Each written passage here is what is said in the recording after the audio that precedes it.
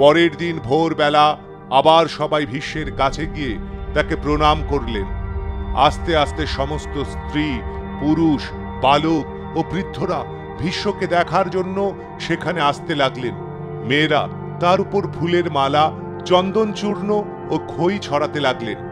গায়ক, নর্তক ও বাজনদাররা সেখানে এসে উপস্থিত হলেন।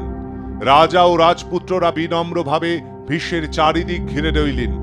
তখন সেই স্থানে শোভা হল স্বর্গের মতন। এমন সময় ভীষ্ম বললেন, জল দাও। এ কথা শোনার সঙ্গে সঙ্গে রাজারা ব্যস্ত হয়ে নানা রকম সুস্বাদু মিষ্টান্ন ও ঠান্ডা জল নিয়ে এলেন। কিন্তু ভীষ্ম বললেন, আমি এই পৃথিবী থেকে বিদায় নিতে চলেছি, তাই এখানকার মানুষেরা যে খাবার ও জল খায় আমি তা খাবো না। অর্জুন কোথায়? অর্জুন কাছেই ছিলেন। ভীষ্মের ডাক শুনে তিনি সামনে এসে ভীষ্মকে প্রণাম করে জিজ্ঞাসা করলেন, কেন ডাকছেন দাদামশাই? কি করতে হবে আদেশ করুন।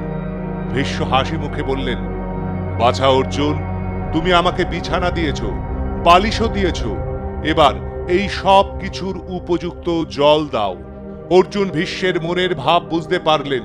তিনি আবার গান্ডীব তুলে নিয়ে তাতে পর্জন্যাস্ত জুড়লেন। সেই অস্ত্র ভীষ্মের ডান দিকের মাটিতে ছুঁড়ে মারার সঙ্গে সঙ্গে সেখান থেকে অতি পবিত্র নির্মল জল উঠে আসতে লাগল। ভীষ্ম আকণ্ঠ সেই ঠান্ডা মিষ্ট জল পান করলেন। তৃপ্ত হয়ে তিনি বারবার অর্জুনকে আশীর্বাদ করে বললেন, অর্জুন, তোমার সমান ধনুর্ধর এই পৃথিবীতে নেই। পাণ্ডবদের সঙ্গে যুদ্ধ করতে আমরা দুর্যোধনকে বারণ করেছিলাম, কিন্তু সে আমাদের কারোর কথা শুনল না।